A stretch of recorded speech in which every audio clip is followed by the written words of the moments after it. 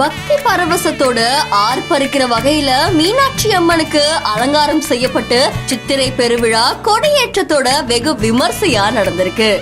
12 நாட்கள் நடக்க போற இந்த திருவிழாவை பாக்குறதுக்கு உலகம் எங்கும் இருக்கிற பக்தர்கள் வருகை தராங்க அப்படின்னு சொல்லப்படுது.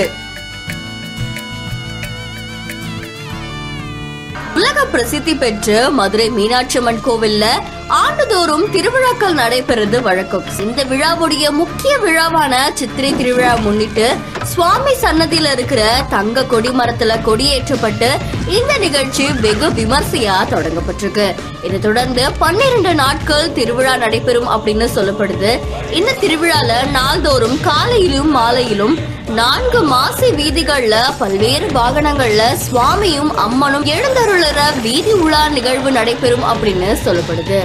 இந்த விழாவுடைய சிகர நிகழ்வா வர 19ஆம் தேதி மீனாட்சி அம்மன் பட்டாபிஷேகம், அப்புறம் 21ஆம் தேதி மீனாட்சி அம்மன் சுந்தரேஸ்வரருடைய திருக்கல்யாணம், 22ஆம் தேதி தேரோட்டம் நடைபெற போகுது அப்படின்னு முன்னிட்டு ரொம்ப அழகாவும் பக்திமயமாவும் இருக்கிற மீனாட்சி அம்மனையும் சுவாமியையும் தரிசிக்கிறதுக்காக ஏராளமான பக்தர்கள் அங்க கூடி இருக்காங்க அப்படின்னு சொல்லப்படுது.